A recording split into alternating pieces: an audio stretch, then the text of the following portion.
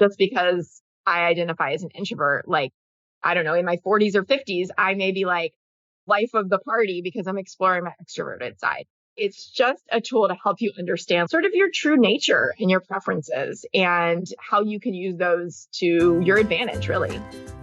Hey there, I'm Goli Kalkaran, and this is Lessons from a Quitter, where we believe that it's never too late to start over. No matter how much time or money you've spent getting to where you are, if ultimately you are not happy, then it's time to get out. If you're feeling stuck and you feel like there's gotta be more, there's gotta be a way to feel fulfilled and excited about what you do, then this is the podcast for you. Each week, I will sit down with an inspiring guest who quit their professional career in order to forge their own path and create a life that they love.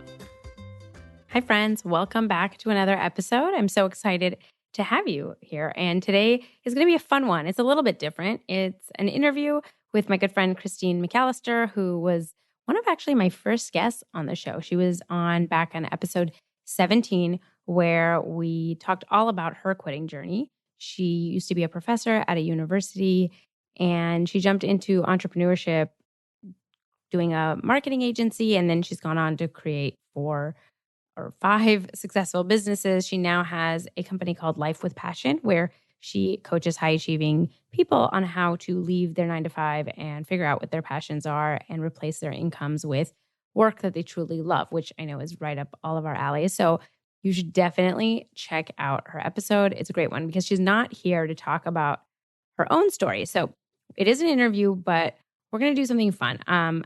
I have been committed to try to figure out how to give you guys more tips and tricks and things to help you on your journey. And what we're going to discuss today is just one thing that you can do in gaining clarity for what you should be doing, the things that you actually love. Because a lot of the questions I get is, I don't know what I even like to do. How do I figure out what I'm passionate about? And so we'll talk about that today. Before we do, and speaking of the whole passion thing, next week we were going to do our second book club. We will do February's book, which is Finding Your Own North Star by Martha Beck. And that's all about figuring out, what you really love doing. Like, we don't have to call it passion. We can call it whatever you want. But what is it that lights you up? And how do you figure that out? Because so many of us have spent so many years burying deep down inside of us what we truly love. And it's really hard to uncover that. So the book is phenomenal. I really, really recommend you read it. Even if you don't get it read before the episode next week, please pick it up and read it. It is helpful. If you're listening to this podcast, you want help with stuff like this, and I'm telling you that this book is a godsend. So pick that up. And in other news, before we jump in, I've mentioned that I'm doing a free coaching session once a month. Last month was so good. It was so helpful. And I think the people that joined really got a lot out of it. So if you want to jump on this month's, which is going to be next week, the last week of February, or if you want to get on the list for future ones, go to quitterclub.com/coaching. Like I said, it's free. And you can come and we can chat and I can help you with your journey. Okay. So with that, today I wanted Christine to come on to talk about personality assessments, like personality tests. Now, before you roll your eyes, I know that a lot of us come from these left brain type A jobs where you are rational and you only work with facts and we only deal with science and we don't do this woo-woo stuff and we look at all this other stuff as kind of frivolous. And I used to think like that. And I thought maybe it was fun. And sure, there's like tons of like funny assessments now, but there are actual personality assessments like the Myers-Briggs that have been around for decades and decades, that is based on psychology, that is based on tons of scientific testing that helps you understand your own ways. Like, what makes you tick? What do you like? What do you not like? How do you show up in the world? How do you deal with other people? All of that stuff. And when I took the personality test for the first time after I quit the law, it was a very strange experience because I literally felt like somebody wrote my personality out. I mean, I was shocked at how accurate it was. And I didn't want to believe that something could know how I am. But it was really surprising to me. at how accurate it was. And the reason it was so helpful, and what we'll talk about a lot in this episode, is for a lot of us that are raised to be perfectionists and raised to be very type A, we are either naturally or programmed to constantly obsess about our shortcomings or weaknesses or whatever we consider a weakness. And we spend a lot of time beating ourselves up for not being good enough at whatever that thing is. Maybe you're not organized as much as you want to be, or you're not as punctual as you want to be, or you're not as motivated as you want to be, or whatever it is. Maybe you want to be more outgoing and you want to network with people or be able to speak in front of a crowd. Whatever the thing is that you think you lack, you tend to focus on that and you forget about everything else that you are insanely good at. And when I read my personality assessment, it felt like I was really seen, where I felt like, oh, this is just the way I am. And instead of trying to beat myself up and be mad at myself and think that there's something wrong with me because I'm not as organized as other people, or because I, look at the world in this way or that way, how can I really play to my preferences and the things that I like doing? And so it was honestly a journey of self-compassion for myself and really getting an understanding of who I truly am and what gives me energy and what lights me up and what are things that I just don't like, or my brain just isn't wired in that way, and that's okay. And another side effect of this has been it has really allowed me to understand other people. So in relationships, like with my husband, or with, let's say right now I hire an employee, I make them take this test because it helps me understand how they communicate, how they work, how they tick, so that I don't take it as either offensive or, if I want someone that's going to be punctual, that's going to be on time every day, well, I know what to kind of look for. And it's not bad if someone doesn't. It's just that in this role, I need someone to be like this. And so it has allowed me really to understand how other people work. And it's allowed me to have a lot more empathy. And I'll discuss a lot more of that in the episode with Christine. So I want you to keep an open mind about it. I think if you haven't taken one, there's no harm in trying. There's a bunch of free tools we'll talk about where you can take these tests and read it over. If it doesn't jive with you and you think it's completely wrong, then fine. No harm done. You've spent 15 minutes and you can move on with your life. But what I imagine is that it will give you some insight into how you are. And that will help you in figuring out that next step, the thing that you should be doing. It'll help you if you're trying to figure out a business, planning it the way that's going to work with your personality, not just doing things because it's the way they've been done or that's the way that everybody else says you have to do. Really figuring out how do you work well and how can you set up the next thing you're going to do so that you are successful, so that you're not white knuckling it, that you're not resisting everything. So I will jump in so that Christine, who is certified in reading these assessments from the Myers-Briggs, can tell us how we can figure out what our personality types are. So let's jump in and see what Christine has to say. Hi, Christine. Thank you so much for joining me again. Thanks for having me back. I'm so excited. Oh my God, I'm so excited because this is such a fun interview. And I typically haven't done a lot of these types of interviews, and I'm really hoping to incorporate more of them. I know that it's going to be really helpful. And I think there's more we can do on this podcast than just doing stories, which are great and inspirational, but kind of figuring out how do we give people some tools and tips and stuff to help them on their journey. So I'm super excited to jump in. I gave a brief intro, and I know that you were on the podcast before and people should definitely listen to that episode, but why don't you just give us a quick version of what your quitting journey looked like and what you're doing now before we jump into all things personality tests? Sure. So I always knew I wanted to be an entrepreneur. I was the kid with a side hustle, pet sitting and babysitting. And I did the traditional go to university right after school. I went in with my major declared. I studied media communications undergrad and in graduate school. Thought I was going to be a film producer or a television producer. What wound up happening is that I became a professor instead, teaching these things at one of the top schools for media communications in the country. I really liked the teaching aspect, but I didn't like the job aspect. Then I became a career counselor, helping the same population of students. Also did not like the 9 to 5 life. I had started a side business the minute I got my first job as a professor, doing media for small businesses. So online marketing. That was the company that took me out of my 9 to 5 life after 5 years of running it as a side business.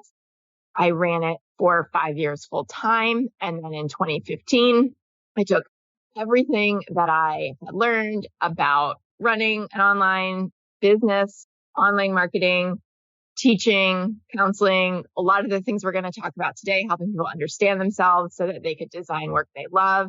And I started my current business, which is Life with Passion, which helps high achievers quit and stay out of 9 to 5s by building businesses that they love. And that brings us to today. I love that. And that's right up our alley. I think a lot of people are looking for that kind of support and guidance to be able to figure out what is the next step. So I would encourage everybody to check out Christine, and I will talk about how you can contact her, and we'll have all of her information in the show notes. But now going back to what we're here to talk about today, and these personality assessments. How did you first kind of get involved with whether either using it for yourself or using it for your clients, and what purpose has it served for you in helping clients figure out what they should be doing? I can remember being really interested in this stuff as a kid. And at some point growing up, I was given the Myers-Briggs assessment. And I remember just feeling like really understood when I got my results.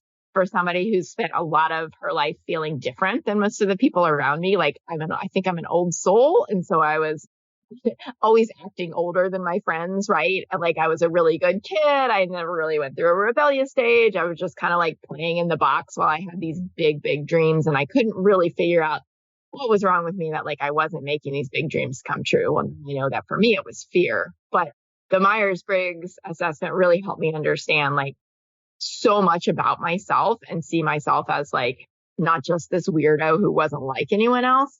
It helped me make sense of myself in the world. Then when I became a professor and a career counselor, I had the opportunity to get certified in, and I was so excited to do the training because I realized it was going to be a tool that could help me help others make sense of themselves, right? And not just like me. I used it a lot in my roles as a professor and career counselor, and then have continued to use it at the whole 15 years of my professional life now with clients and of course, friends and family, because it's just a really fun tool to help understand each other. Right. Absolutely. And I think that some people in the traditional world tend to be skeptical of things like this, and they think it might be a little woo-woo, or, I think they sometimes relate it to like astrology and horoscopes. And I remember I never took a Myers-Briggs test or never took any of these tests until after I'd quit law because I just didn't see the point in them. Can you explain to us a little bit what this is and how it's supposed to kind of be used and what people can get out of it? Sure, totally. So there are all different kinds of assessments out there, right? I mean, there are the like, what Disney character are you, right? And then there are ones that are super like spiritually based, like somebody in the woods got this idea for one and it became a whole thing. So, and everything in between. Any of these assessments are going to have like their proponents and their opponents. What I like about this one in particular is that it's been around for a long time. It came out of Carl Jung's sort of archetypes of personality.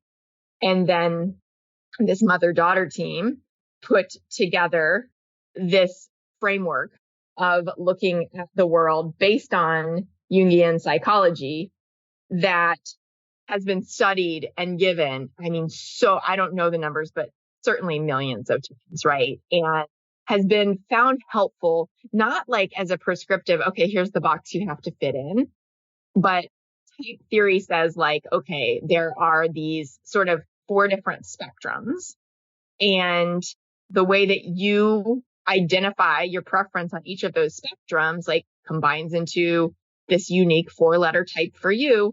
But also over the course of our lives, like with everything else, we explore like all sides of the spectrum. So just because I identify as an introvert, like, I don't know, in my 40s or 50s, I may be like, life of the party because I'm exploring my extroverted side. It's just a tool to help you understand sort of your true nature and your preferences and how you can use those to your advantage, really. Absolutely. And I mean, I couldn't agree more. And when I took the Myers-Briggs, I remember the first time like being blown away at how accurate it was and thinking like, how does this know me so well? And I think that the power in that is what you had said earlier about so many of us grow up thinking that there is something that is wrong with us. Some part of us is wrong. And we spend so much time focusing on quote unquote weaknesses that we have or that we think we have and wanting to change that thing or beating ourselves up for like, why am I not more outgoing? Or why can't I get the details right? Why am I always late? Actually, that's we'll talk about it when we get into it because I'm a very punctual person and I never understood that people view time in different ways. Like I thought time is a linear. What do you mean? Like, how do you not realize when you have to be somewhere in 30 minutes, how long it's going to take you to get there? Because I view it very linearly. I mean, just starting to look at these tests really opened up my understanding of how other people view the world and that it is not the way I view it. And it's not that they're trying to disrespect me or waste my time or whatever. It's just that we all really move in this world in different ways. What I love about it and what I love after I started really getting into this, and I think that this is the way that you have been created, however it is, whether that's nature and nurture or whatnot.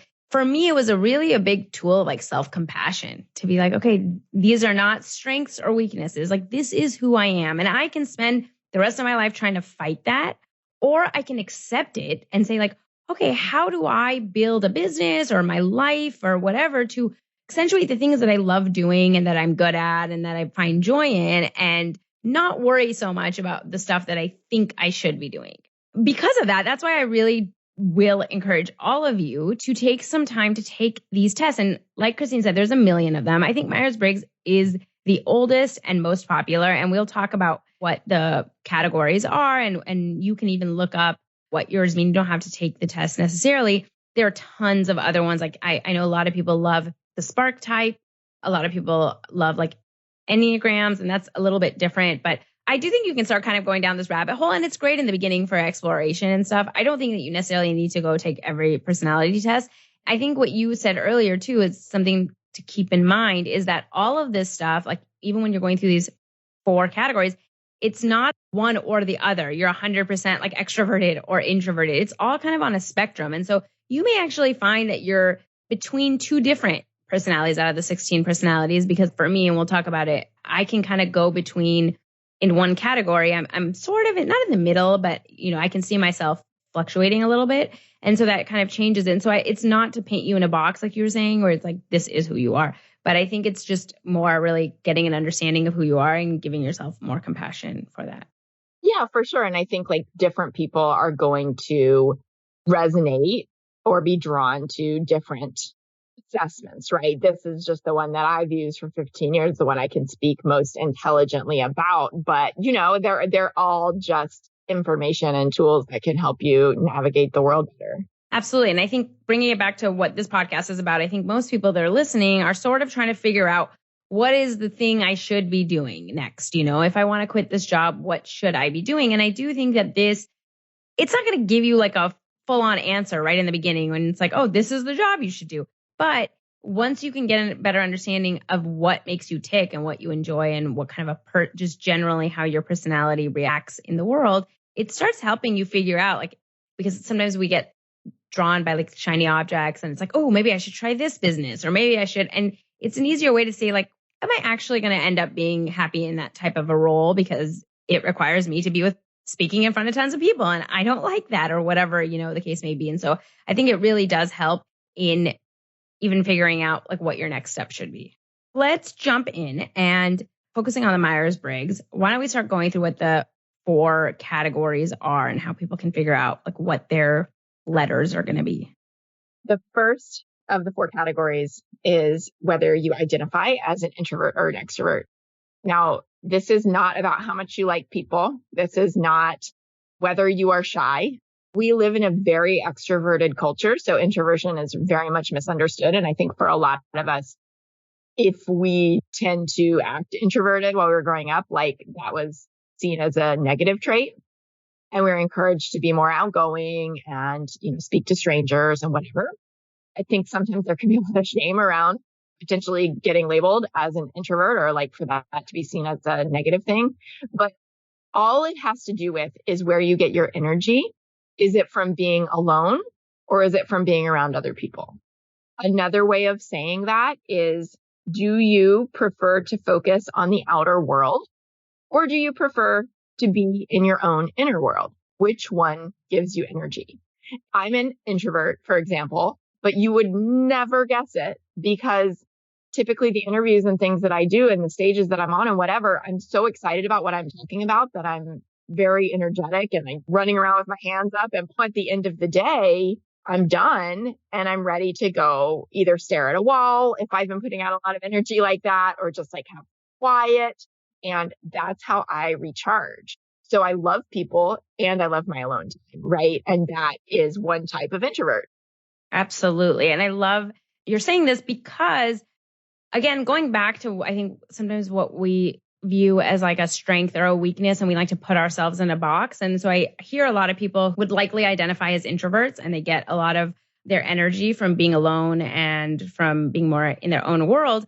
I hear that as they've decided that they can't network or they can't put themselves out there, let's say on social media or on stages or whatnot. And it becomes this like, well, this is my, I'm introverted. And I love that what you were saying. It's like, it has nothing to, it isn't, again, a strength or a weakness. This is like just knowing yourself. So knowing, okay, I can still be a speaker if I want, if that's part of, let's say, the career that I want to do, or I can still be great at a networking event. I just know that I need to build in time to go home and recharge and be alone. Like I know that I can't go to a conference that's maybe 4 days and be back to back to back to back all with people all the time. Like I need to build in some time. But that doesn't mean, I think sometimes we use it as like a cop out to say like, well, I'm this way. And so I have this weakness and I'm just not going to try like doing this thing because, and I just want people to understand that like none of this stuff means, it's just understanding so that you can better equip yourself in situations.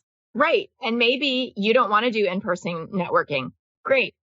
There's this little thing called the internet. Most of my best friends, because I run an online business and because I've been basically pregnant or breastfeeding for the last 6 years, most of my friends I have made online first. And then some of them I have gone on to fly across the country to meet in person. Some of them I have yet to meet, but I still consider them some of my best friends because we can talk anytime and in real time and doesn't necessarily require us being together. So we don't go to in-person networking meetings in my city. My network is thousands of people all over the world that I've made online. That's what works for me in my life. But you may love to be in a room full of people and get really energized by that. And you could do that. Right, exactly. I think most people, the first one is sort of maybe the easiest to figure out. Like most people know, if I agree with you that I think there's a misconception of what introverted means, but I think now saying this, I think most people can understand either you're an E or an I. And so that's what starts this off. And now I think by the end of us talking, you can kind of figure out what your letters are going to be. But I will say, if you take the test, one thing to understand before you're taking it, because I've done this a lot, is a lot of times we answer questions the way we sort of want. I think organization is important. It's like, yeah, I do think organization is important, but I'm not an organized person, And so I can say, I think that's more because like you don't want to say that you don't think it is. But I think being really honest about, is that a priority for me? Obviously not. Like I tend to be kind of disorganized compared to people that are very, like things in certain places. That's not me. And so I would say when you're going to take it, try to be as truthful as you can about how you really are and not how you sort of want to see your ideal self.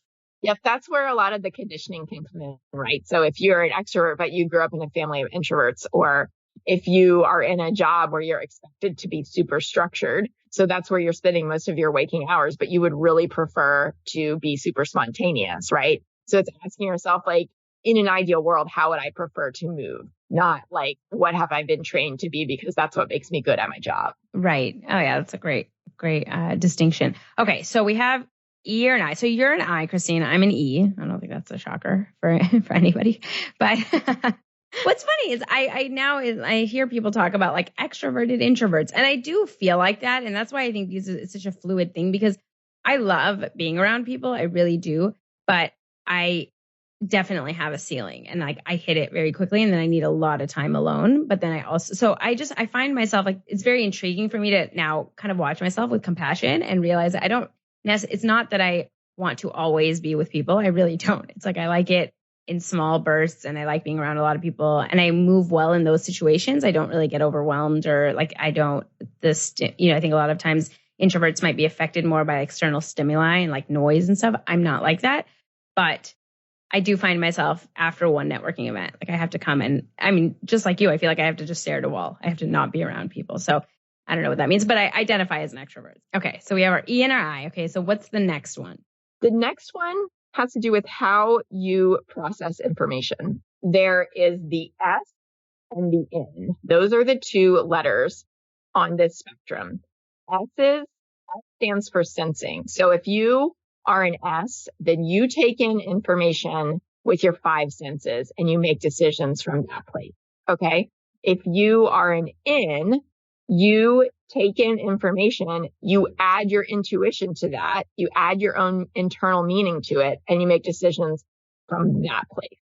Does that make sense?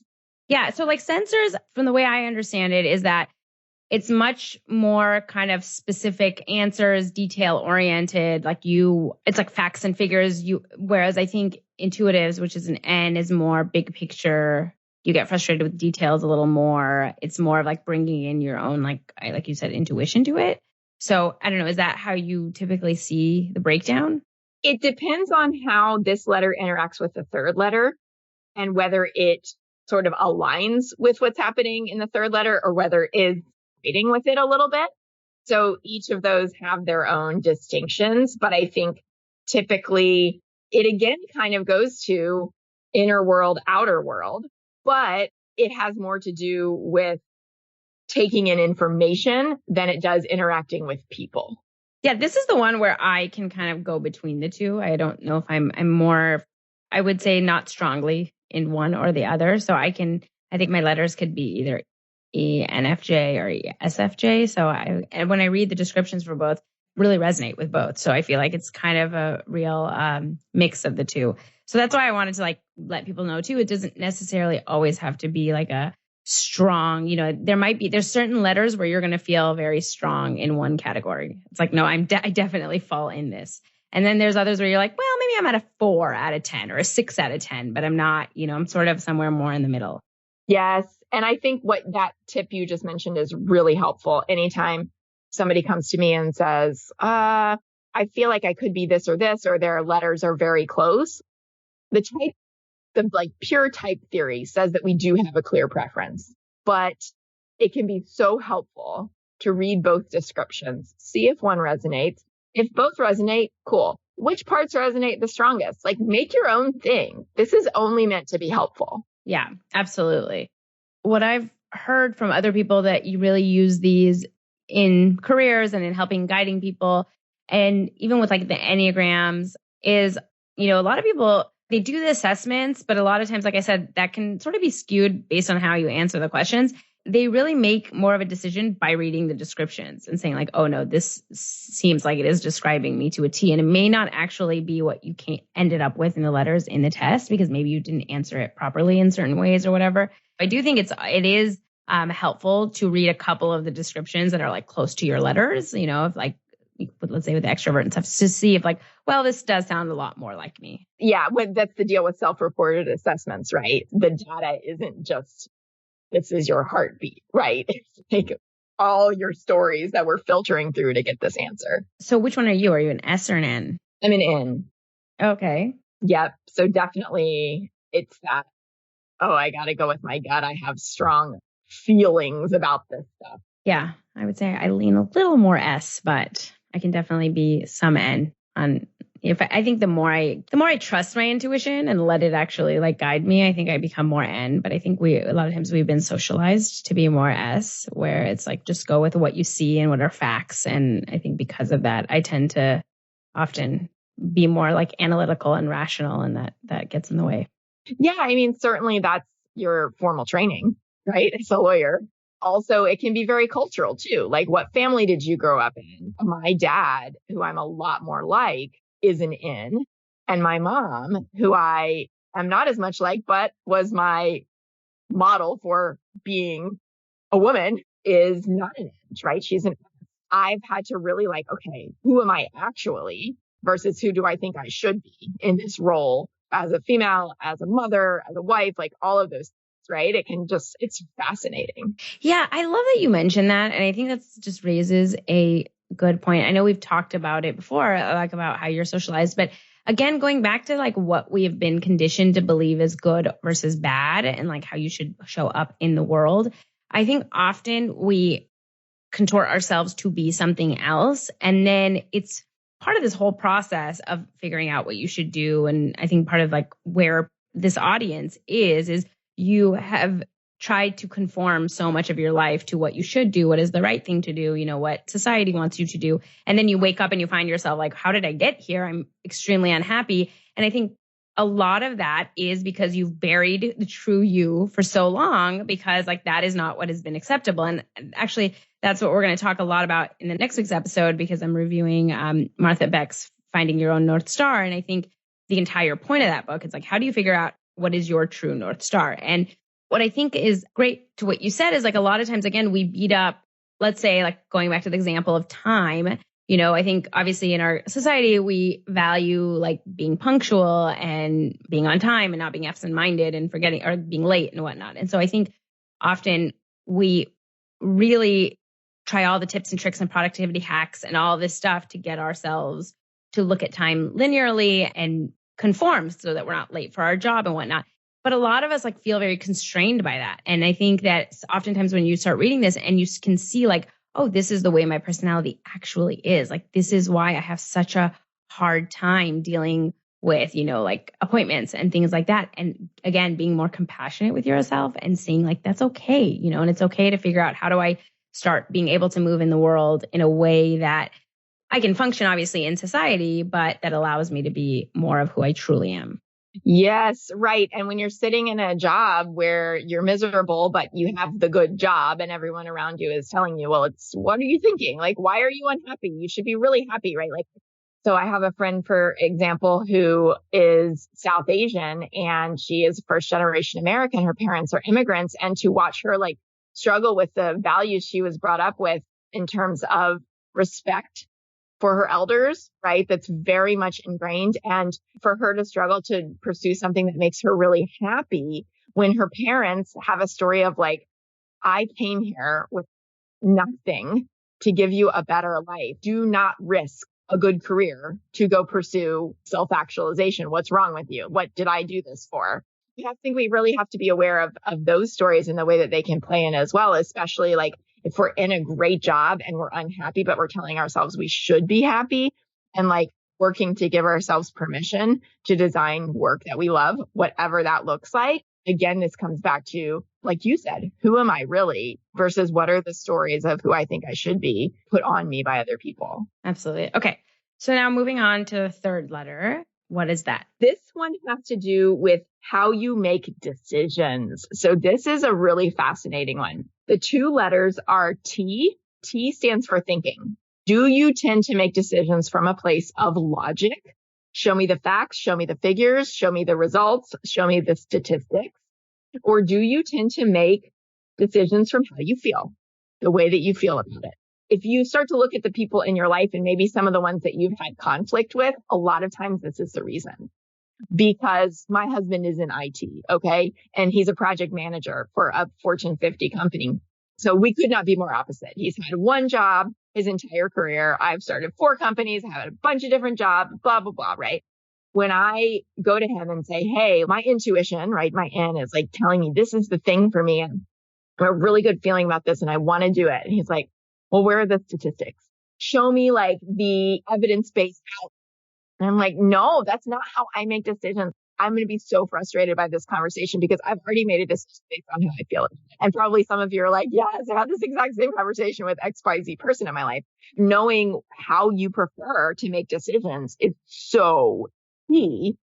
It colors everything. Totally. And I would say that I also think there is something to this. With just on that description, I would tend to think that I'm more of like a thinker in the sense that I do like facts. I do like I said, I've been maybe trained to be more in the logical analytical kind of space. But I think that because I always come up F, and I think T's are, facts over everything. And it's always like looking at what's truthful versus what would make people happy, or like kind of empaths. I think feelers are more like empathetic. So that's how I'm guided. All of my decisions are like how it affects other people. Even if I see something that is the right thing, or I know I'm right, or it's truthful. Like if I know it's going to hurt somebody, I would never like bring it. Like I don't need to be right at the expense of someone being hurt or whatnot. That's why I always end up as an F, because I'm so guided by like other people and how everyone's feeling, and making sure and providing for everybody and making sure everyone's okay. And obviously that's actually been kind of my downfall as well, is just the people pleasing and making sure like nobody thinks anything bad of me and all of that stuff. So I think that there is that distinction too in the thinking and feeling, is like if you are very much tied into other people's feelings and very like you would identify as an empath, then you'd probably be more of an F than you are a T. Agreed. And it doesn't mean that that you can't be a high achiever, or that you're just like flitting around, right? Like flighty, whatever. You're still like have the ability to make logical decisions. This is always a fluid spectrum. You can look at facts. You can do something like a budget, whatever, right? Like, let's just make sure that's clear. But at the same time, this is about how you prefer your core, like the heart of who you really are, to make decisions. Absolutely. And I actually think that this allows you to knowing that, for me, for instance, it has helped me make decisions, because I can now recognize like, oh, I know that this is the right way to go, but I'm just worried about hurting this person because that's my MO. And then I start taking that out of it. It's like, I can't be responsible for people's feelings. Like I have to do what's right for me or whatnot. I do think being able to now realize like, oh, that's just the way I operate. And I think often we feel a little bit of a shame about being a people pleaser and there's so many now like Instagram quotes, and like we go around like, stop caring what other people think. And, and it's like, oh, great. Yeah. If I didn't have a human brain, that would be wonderful, but like, I literally can't.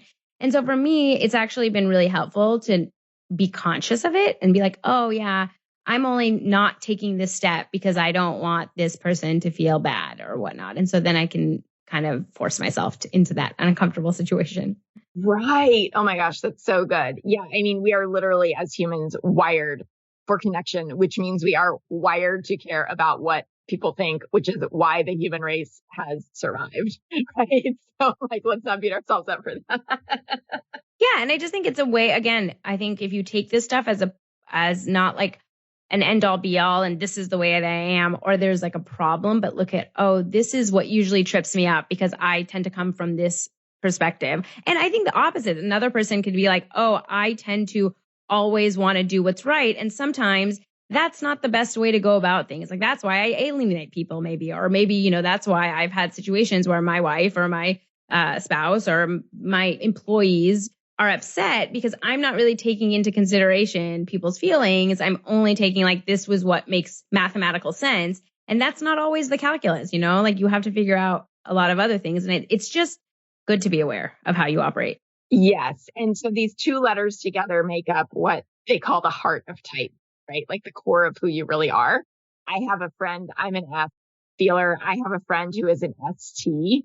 And a lot of times NFTs would really clash and do really clash because everything about them is different, right? Like they make decisions differently. They take in information differently, and they tend to be maybe in even different career fields. But my friend is a very self-aware ST. And so she'll just say, it can be mean. You're really sensitive. Like, I know how I come up. But we're able to be great friends and laugh about it because she's not like, well, I'm just going to deal with it. She takes into consideration, okay, who am I around? I might hurt my husband's feelings because he's more sensitive, but also I'm going to be blunt, but also attempt to be empathetic, right? Yeah, exactly. No, and I love that. And again, once you're aware of how you are and through this personality test, like I said, for me, the time thing, it lets you be aware of how other people are and realize like, oh, maybe people don't look at the world as just facts, and so that's why they're reacting in this way. Because I think a lot of times it's like, why are you so upset? Like, this is what the facts are, or this is what the situation is. And I think just really being aware, like, oh, this person's just more sensitive and that's okay. And like, they just see it in a different way. Or maybe I don't care as much what other people think and you do, whatever. And so again, this is all just to help you navigate life. So then what's the last category? The last category has to do with how you interact with them. So the letters here are J and P, stands for judging and perceiving. Now, most of us, when we first hear this, we're like, oh, I hope I'm not a J, because it sounds judgmental. But that has nothing to do with whether or not you're judgmental. So know that, hear me say that. It has to do with how much structure you prefer in your relationship to time. So J's prefer structure. J's prefer a to-do list. J's are like the daytimer types, and I have to put it in my calendar. And I want a structure, and I'm not as into spontaneous things because I already had a plan. Whereas P's are going to be more likely to resist structure, to always be up for something spontaneous, to not want to make plans until the last minute to see if something better comes around, or to see how they feel about something. They tend, not always, they tend to be more disorganized because they prefer a more spontaneous, freewheeling approach to life. Now, we need both types, but being in any kind of a relationship where one person is a J and one person is a P, it can create conflict because a P is more likely to show up late. A P is more likely to lose track of time. A P is more likely to keep their options open, whereas a J is probably going to be more structured and can come across to a P as more rigid. Right. No, absolutely. I mean, I'm a strong J. I think it's good to know because I honestly didn't realize that people didn't look at time linearly, and I never understood this. And so it's just interesting for me now, to be more empathetic and understand how people, I think we value so much organization and being on time and stuff. And it's just some people just don't operate that way. And so it is very helpful to know. Yeah, it's really interesting to watch how this plays out in designing work that you love, whether you're in a career in a 9-to-5 or in your own business or some combination. Because if you are a J and you're setting appointments, you're probably going to show up pretty close to on time. You're going to be hyper aware of the time. If you are a P, you probably aren't, right? And if you are, let's say you're a P and you're trying to design something where you need to show up back to back to a bunch of appointments, you're probably going to hate it, right? Whereas if you have a day to do whatever suits your fancy, you're probably going to love it. Right. That makes a lot of sense. Again, I think it's just a matter of once you know that, then you can build in the type of work that you want to do or the type of structure, the day that you want to have. And then maybe, obviously, we all have to operate in a world that isn't going to bend itself to all of our whims. And so it's a matter of seeing, maybe if I don't like structure, maybe I can calendar in a certain amount of time that I will do the things that need to be structured. I'll just do calls between this time. So then the rest of the time I can have a lot of open space of figuring out and being creative and giving myself just deciding what I want to work on at that moment. Or I think the opposite. I think a lot of us that are really linear with time and structured and make a million to-do lists is trying to figure out how you would benefit by maybe keeping some time open for yourself to try to be creative and try to allow yourself to kind of not have it always be so structured. I think a lot of this stuff is also good in trying to push yourself to evolve and grow and do things that are out of your comfort zone. Yes, exactly. Yep. To become the best version of yourself and really to understand what's going on inside of you so that you can, as much as possible, align work to who you are. Absolutely. Okay. So now that, let's say people have a better idea of their letters. So what can you do, I think, with respect to business or work? If you're trying to figure out what the next thing you should be doing, how do you use this to help you? The research around these types and these preferences gives us an idea into the core motivations of each type, which I think can be so useful. So, for instance, as an INFJ, some of the different titles, to kind of summarize what we are, what we're about, are the counselor, teacher, right? If you look at my actual job titles, I was a professor, I was a career counselor. We're all about helping and empowering and advocating others. So for me, I know that impact is the most important thing for me. Even before I think about income, if income was the most important thing for me, I would just go do a job where I could make as much money as I wanted. But that is not fulfilling for me. That is fulfilling for some people, to just go out and win with as much money as possible. That's a thing. That's not my thing. I know impact has to come first, or I won't do it. When I'm focused on empowering people, when I'm focused on like, who do I help?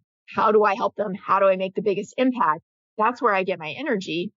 And then the money that I charge becomes a byproduct of providing impact. So it's like knowing your core motivation is key to creating work that you love, whether it's in a 9-to-5 or whether it's in your own business. So that would be the most important thing that I can tell you is use this assessment to identify your core motivation for doing your work.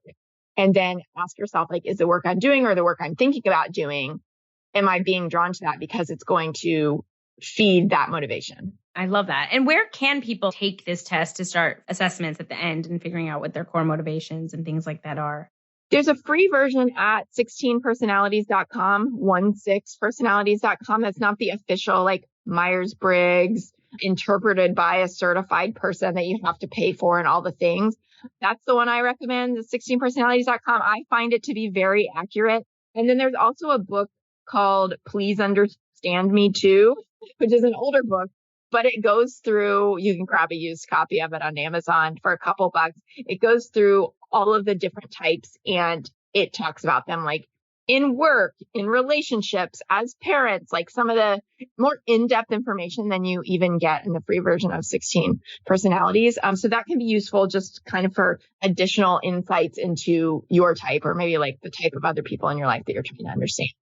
I love that. And I'll link to both of those in the show notes. And actually, there's another website that I had found. It's called Chewy.com. That's free that I didn't take. I don't know if the personality tests or anything are free, but it basically has all of the assessments for every letter. And I thought 16 personalities was spot on too. And I think that goes really in depth. But this is another one that really does like an overview. It gives you strengths. It gives you like careers. And it's funny that ESFJ, which I am, it has a list of careers that are good for you. And then it has like a very short list of careers that you should avoid. And of course, lawyer was on there for me, but whoops, should have read this before I went to law school. But anyways, they have all of the letters and all of the assessments. So it helps. Like I said, I mean, I read the ESFJ and then I went and I read the ENFJ. And then I realized like, oh, I'm sort of a mix up between these two. And that really kind of encompasses all of my strengths and weaknesses.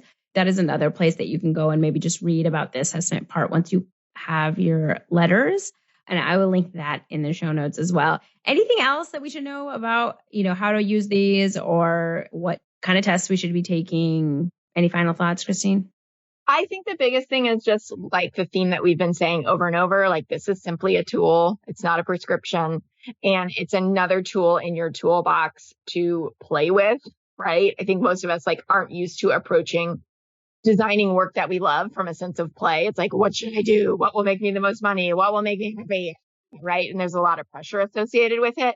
And so my encouragement to you is to use this with as little pressure as you can, because the name of my company is Life with Passion, right? If I'm going to tell you, go make this really hard and then I'm not being congruent with my mission and what I'm here to do. So the best thing that I can tell you to do is to approach this with a sense of curiosity and to be open to learning something new. Even if you think you already know everything there is to know about this, maybe go back and reread your type. If you know nothing about it, maybe go in and instead of getting overwhelmed by all the things, maybe just find one thing that stands out that you could take back to your work and look to play with or integrate more into it. Yeah, I love that. And Christine, where can people come find you if they want to learn more about Life with Passion? I'm over on Instagram, Life W Passion. As an introvert, I love one-on-one conversations, so feel free to DM me. I also have a free chapter of my book that you can grab at lifewithpassion.com/free chapter. That book, The Income Replacement Formula, is all about designing work that you love. Awesome. Thank you so much, Christina. I will have all of that in the show notes. This has been so fun. Thank you for hosting me. I love it. Thank you so much for listening. I can't tell you how much it means to me. If you liked the podcast, please rate and review us on iTunes. It'll help other people find the show. If you want to connect or reach out, follow along on Instagram and Facebook at Lessons from a Quitter and on Twitter at Quitter Podcast. I would love to hear from you guys, and I'll see you on the next episode.